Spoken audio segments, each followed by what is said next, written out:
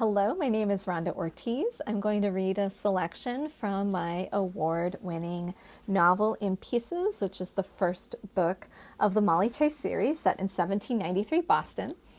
And I'm going to read Chapter 8, where we meet Prudence Warren, Molly's friend.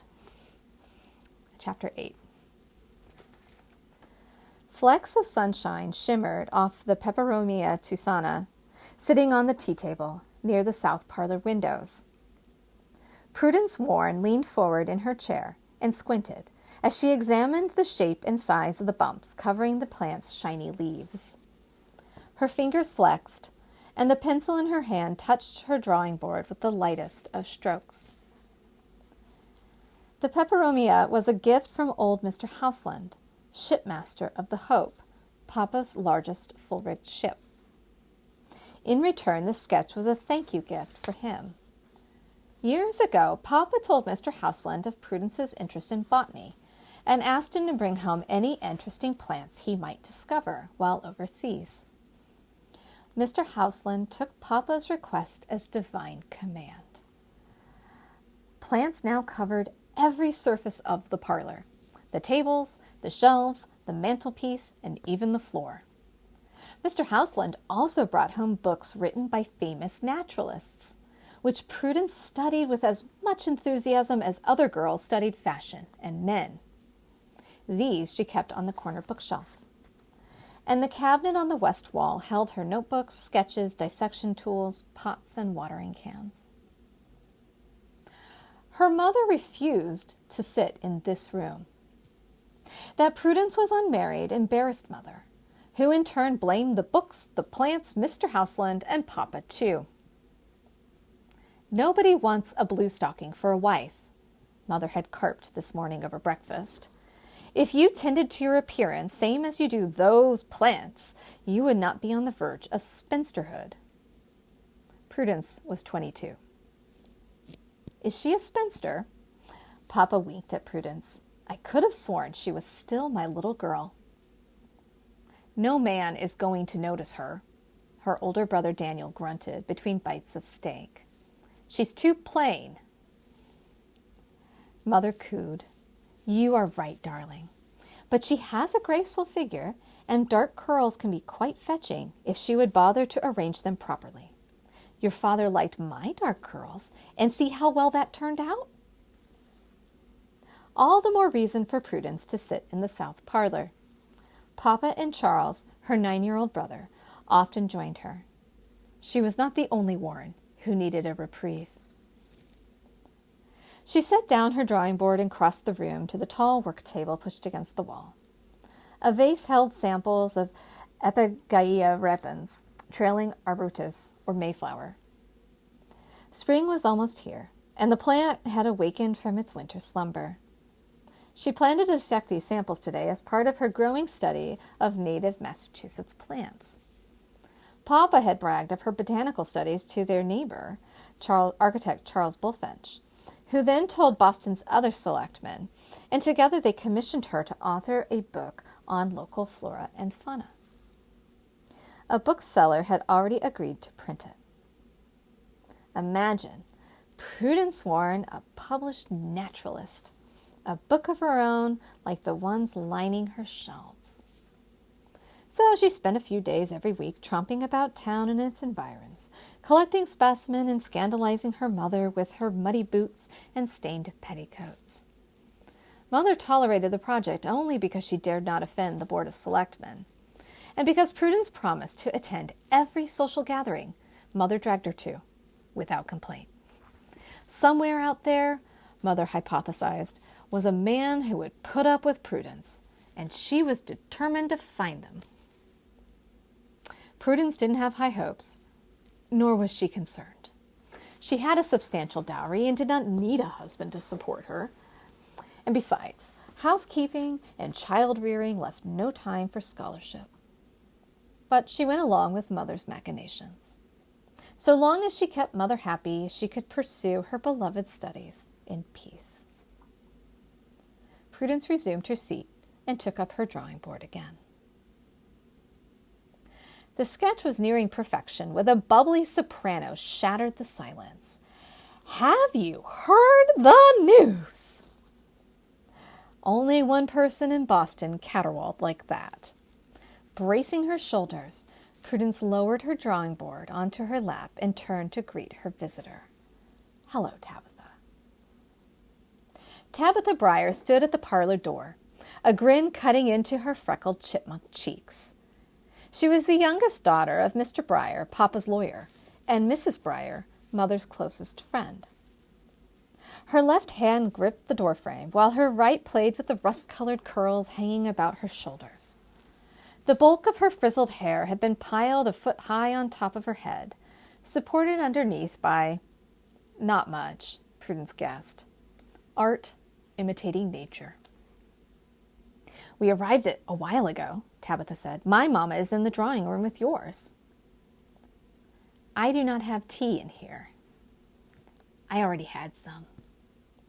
Tabitha's gown swished and her shoes click-clacked against the parquet flooring as she crossed the room to join Prudence. Lifting her petticoat and the false rump beneath, she lowered herself onto an armchair and adjusted the thin fichu veiling her bosom. Prudence could smell her musk perfume from several feet away. You will never guess what we heard today. Tabitha clapped her hands. Molly is at the Robs. Can you believe it? This was her news? Given her insinuating tone, Prudence had expected something scandalous. Is Molly up and about? I called on her a few times, but Hannah said she wasn't ready for visitors, so I sent a note instead. She had been worried about Molly. No one had seen her since Mr. Chase's funeral. You aren't hearing me. She's staying at their house. And within mere hours of his coming into port, Josiah Robb collected her and hauled her home. His home. Tabitha giggled. Don't you see? Prudence stifled a groan and lifted her drawing board again. Tabitha saw romance in every scenario, however unlikely. You know better. He is practically her brother. He's not actually her brother. He may as well be. It's highly improper for Molly to live in his house, even if he is staying on his ship. That is what your mother said. They're unmarried, a fact that cannot be ignored, regardless of growing up together, and they and Mrs. Robb should know better. But perhaps Mrs. Robb wants Molly for her son? Your mother said that too. Only because Mother disliked Mrs. Robb, who had married Nathan Robb, the handsomest man of their day. A story Prudence had heard from Mrs. Walsh, her great-grandparents' cook. Mother had been one of many women who tried to snare the roguish merchant captain, but he held out for years. Feminine wiles could not trick him into matrimony. Mother had been forced to give up and console herself with Papa, who had more money and connections. Then, to everyone's surprise, Captain Robb fell in love with the unassuming daughter of a North End minister. Quiet, sensible, and plainly dressed was how Mrs. Walsh described the young Mrs. Robb. For your mother, it was salt in the wound. By that point, Mother had long been Mrs. Warren. Daniel had already outgrown the nursery. Still, she refused to forgive Mrs. Robb for achieving what no one else could. This was why Mother assumed the worst of the Robbs. Had Tabitha been more trustworthy, Prudence would have explained everything. But Tabitha could not keep her mouth shut. The coals on the hearth popped. Tabitha fluffed her petticoat and leaned back into her chair. Everyone expects Molly and Mr. Robb to marry. My guess is that they're already in love. Why else would she move in? Prudence eyed the peperomia again and continued shading in the leaves. Maybe because she's alone and grieving? As I said, they're as good as family. He's attractive, Tabitha's voice soured, and I'm sure he's noticed her. When it came to Molly's beauty versus her own, Tabitha's self-pity knew no bounds. No amount of face powder could hide her unfortunate freckles. I doubt he thinks anything of her. Don't be stupid. Men adore Molly. She does not seek their attention. Does it matter? When was the last time Molly talked to any of them? She has not gone to a party in ages. They're waiting on her to come back out. Tabitha pouted. In the meantime, what about the rest of us? You may be happy staring at your plants all day, but I would like to marry before my teeth rot and fall out. Prudence lifted her eyes to the parlor's Palladian ceiling. This conversation was bordering on the ridiculous. Best to reason with Tabitha before Tabitha shared her theory about Molly and Mr. Rob with every person in town. She turned back to her sketch and began to shade in the leaves. First of all, you said he's staying on his ship. Obviously, the Robs also see the impropriety, so he's moved out. Second, even if he hadn't, Mrs. Rob is there as chaperone. She is as straight-laced as they come, and Mother is wrong to suggest otherwise. Third, what else is Molly going to do? She cannot live alone, and she knows the Rob family best. Exactly, Tabitha said. That's why I'm not finished. Fourth, Molly's stay must be temporary. The Robs have neither space nor funds to keep her long. A sailor's wages are scanty at best. He probably cannot afford to marry. How do you know? Prudence glanced at Tabitha over the edge of her drawing board. My father is a ship owner, remember?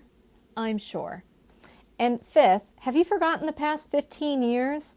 Molly and Mr. Rob fight all the time. That isn't a reason, Tabitha objected. Men always tease the women they like. He antagonizes her. She thinks he's funny. Not always, Prudence scoffed. Josiah the court jester. Mr. Rob was smarter than Molly and teased her at her expense. Prudence did not approve of men who lorded their advantages over women, no matter how good-humored they might be. Tabitha giggled. All right, Porcupine. I see you're still jealous. The hand holding her pencil jerked, almost ruining her sketch. Prudence the prickly porcupine had been Mr. Rob's childhood nickname for her. He coined it the day she had lost her patience with him and called him a jester. Molly begged them to stop fighting and see the good in the other, but the damage had been done. Worse, Daniel had been home from Harvard and had overheard their fight. He added prickly porcupine to his repertoire of brotherly insults, which made Prudence dislike Josiah Rob all the more. She remembered that day as if it were yesterday. Mr. Rob and Molly do everything together, Tabitha added, as if Prudence didn't know. They're best friends. If you call it that, you're definitely still jealous. He trumps everyone. I'm surprised you aren't used to it. Prudence clamped her teeth across her tongue and focused on the peperomia. Tabitha always managed to poke Prudence's sore spot.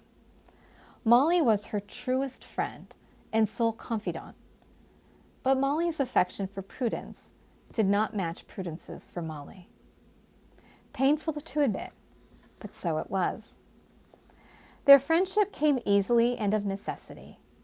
Molly was an only child, and Prudence lacked a sibling her age. Daniel was several years older, and a bully besides. But Prudence was not Molly's only friend.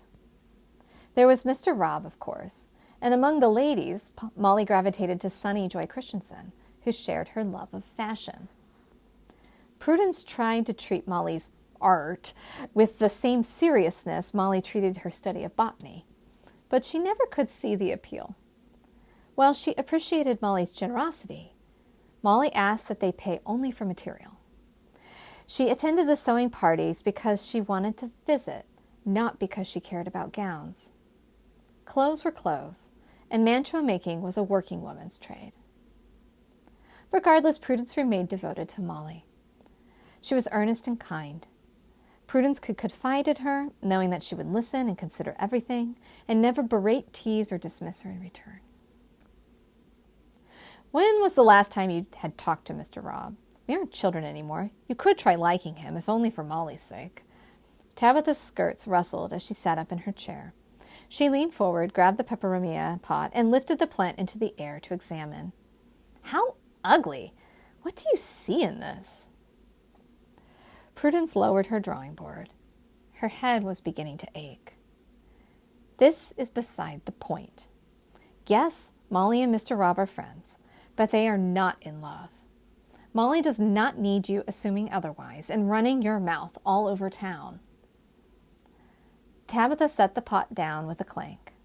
Everyone's going to think it anyway. They certainly act as if they are. Mrs. Beatty told her daughter-in-law that Molly looked like death warmed over when she and Mr. Rob arrived home. He had to carry her inside. Her shoulders drooped. I wish someone would carry me in his arms. He had to carry her? Romantic, isn't it? Worrisome was more accurate. She must be ill. Should we visit? Tabitha snorted. Maybe you, but certainly not me. I'm not one to intrude on a love affair. The ache in her head sharpened. Tabitha was averse to reason, as a cat was to being bathed. In the front hall, Mother and Mrs. Breyer's voices swelled to a crescendo. Mrs. Breyer must be ready to leave. Prudence set her drawing board and pencil on a nearby table and stood to walk Tabitha out. For the last time, she said as firmly as she could, Molly and Mr. Rob are friends. Mr. Chase died, and she needs a place to stay. Visiting that family while she mourns is perfectly logical. Besides, she added, it's not as if Mr. Rob will be home for long. There you go again. Tabitha's tower of hair shook as she snickered. Honestly, Prue, if you're going to be jealous of Molly, not him. Did you hear what I said about his carrying her? After your brother, Mr. Rob is the strongest man in town. She sighed. Molly has all the luck.